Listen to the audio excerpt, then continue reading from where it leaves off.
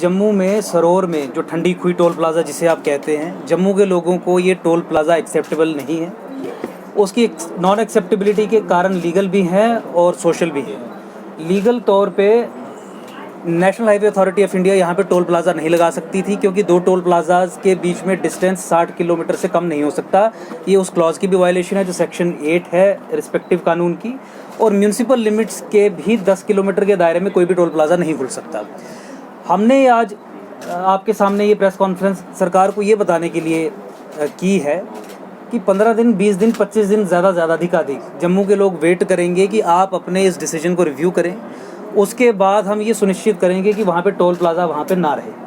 उसका कारण ये है कि जम्मू पे लगातार एक स्टेट स्पॉन्सर्ड ऑफेंसिव रहा है, जिसके चलते जम्मू संभाग में जो श्राइन्स हैं उन पे जो विजिट्स हैं उन्हें डिस्करेज किया जाता है। जम्मू की इकॉनमी को ख़त्म करने के लिए साजिशें रची जाती है। ये सब ब्यूरोक्रेटिक लेवल पे होता है। गवर्नमेंट ऑफ इंडिया जिसका ब्लेम उसे उठाना पड़ता है।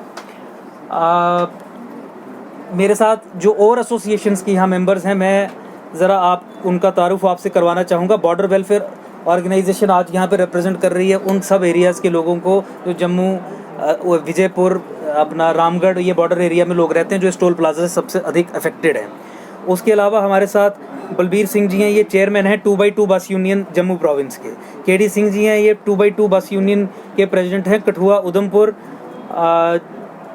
उधमपुर कटरा रूट के। मोहिंदर सिंह जी प्रेसिडेंट है जम्मू पुंछ 2x2 बस यूनियन के। राकेश चौधरी जी प्रेसिडेंट हैं बिजनेसमैन एसोसिएशन सैनिक कॉलोनी के। और कुलदीप सिंह जी जम्मू कठुआ 2x3 बस यूनियन के हैं। Suram Singh ji mini bus union जो सबसे ज़्यादा अफेक्टेड है बड़ी ब्राह्मणा विजयपुर रूट की, उसके सेक्रेटरी हमारे साथ यहाँ पे हैं। रघुबीर सिंह जी राया सुचानी मिनी बस यूनियन के प्रधान हैं। ये सारे अफेक्टेड लोग हैं जिनसे चर्चा करने के बाद, बात करने के बाद आज की प्रेस कॉन्फ्रेंस हमने ऑर्गेनाइज की है। मैं अब निवेदन करूँगा सिंह साहब से कि वो 1 मिनट के लिए अपनी व्यथा जो है वो आपको बताएं। मेन प्रॉब्लम तो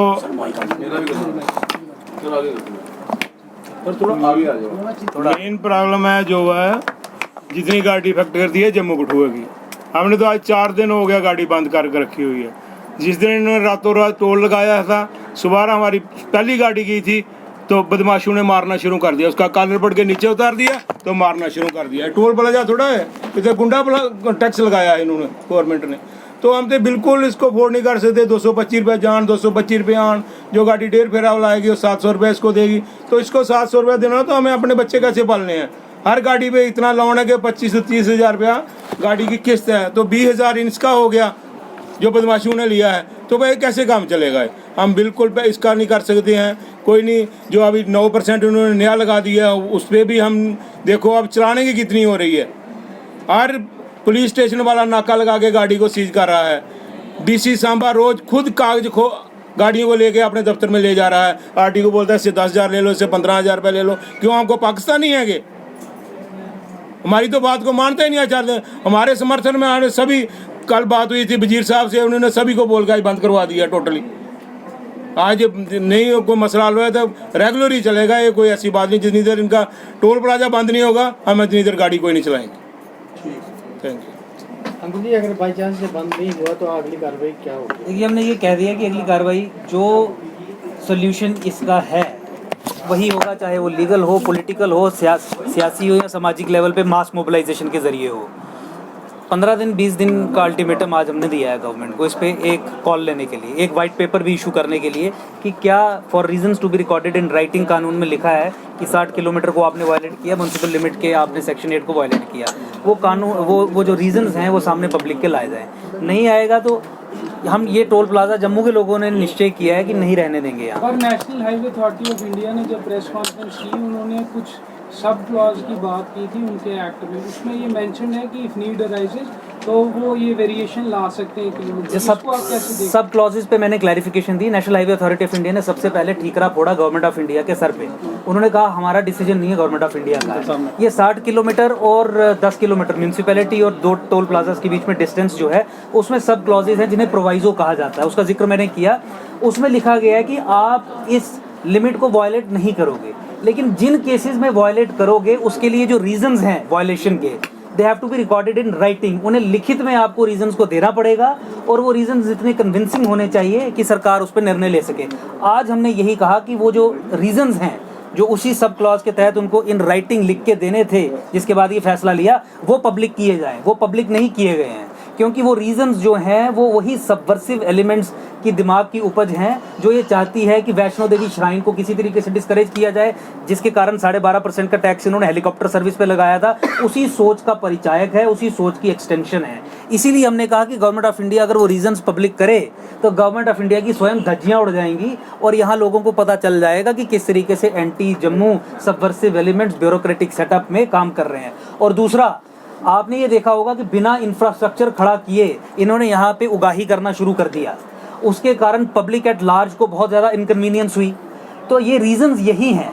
रिश्वत एक बहुत बड़ा रीज़न होता है, करप्शन एक बहुत बड़ा रीज़न है इसमें। तो आप क्या कह रहे हैं? मैं ये कह रहा हूँ कि आप खुद सोचिए, खुद समझिए कि अगर बिना इंफ्रास्ट्रक्चर खड़ा किए एक आदमी को फ़ायदा देने के लिए पूरी पब्लिक को टांग दिया इन्होंने, तो रिश्वत का लेवल कहाँ तक गया होगा, किस लेवल पे ये निर्णय हुआ होगा कि बिना वहाँ पे इंफ्रास्ट्रक्चर खड़ा किए, बिना वहाँ पे लेन्स बनाए, बिना वहाँ पे छत डाले, बिना वहाँ पे सड़क चौड़ी किए आप यहाँ पे उगाही करने का लाइसेंस उससे पहले ही दे दो, तो इस डिसीजन को इन्फ्लुएंस करने में किस लेवल तक इंटरवेंशन हुई होगी। और obviously abuse of office corrupt practices में आता है, वो मैं कह रहा हूँ। जो आप मनी इंटरवेंशन की बात करते हैं, आपको लगता है कि ये जो पावर में अगर पार्टी है उसको बिना दिए ये काम हो सकता है? देखिए, दैट गोज विदाउट सेइंग।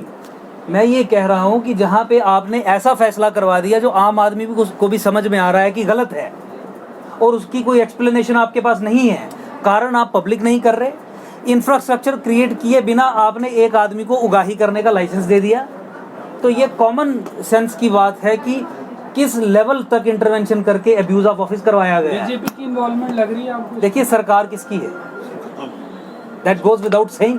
और national highway authority of India ने तो क्लियरली कह दिया कि सेंट्रल गवर्नमेंट ने ये निर्णय किया है कि यहाँ पे टोल प्लाजा बनेगा और इस रेट्स के हिसाब से वहाँ से लोगों से टैक्स वसूला जाएगा। ये national highway authority of India ने खुद गवर्नमेंट ऑफ इंडिया को इंडाइट किया है। हम ये कह रहे हैं कि रीजंस जो हैं उसके जो सब क्लॉज के में जो रीजंस देने थे उन्हें पब्लिक किया जाए।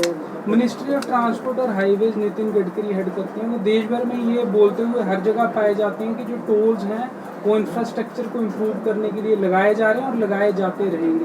तो आपको नहीं लगता ये भी for the betterment of the roads है? देखिए, टैक्स जो है वो ये डबल टैक्सेशन भी नहीं, ट्रिपल टैक्सेशन भी, ये कोई 10वें लेवल की टैक्सेशन है और हमारा जो मुल्क है वो बढ़ रहा है सिंगल टैक्सेशन की तरफ, तो ये उस पॉलिसी के भी खिलाफ है। इंफ्रास्ट्रक्चर अगर आपको डेवलप करना है तो कम से कम आप पब्लिक इंटरेस्ट को भी अपनी नज़र में रखेंगे। दूसरा, इंफ्रास्ट्रक्चर डेवलप करने के लिए टोल प्लाजा लगाए जा रहे हैं, तो टोल प्लाजा लगाए जाने के रूल्स भी इन्होंने ही बनाए हैं। उन रूल्स को वायलेट करके तो आप इंफ्रास्ट्रक्चर को डेवलप नहीं करोगे, आप जनता को ज़रूर परेशान करोगे। हम ये कह रहे हैं कि कानून का पालन हो, लेकिन कानून का पालन केवल हम ही ना करें, सरकार भी कानून का पालन करे। केवल हम इतना ही कह रहे हैं, ये टोल प्लाजा कानून की धज्जियां उड़ा के यहाँ पे इंस्टॉल किया गया है और एक ऐसी मानसिकता के द्वारा यहाँ पे ये षड्यंत्र रचा गया है जिस मानसिकता ने सदा ये चाहा कि जम्मू के प्रति सरकार की हेट्रेड ही बनी रहे, डिस्क्रिमिनेटरी एटीट्यूड ही बना रहे, उस ही सोच की ये फर्दर एक्सटेंशन है।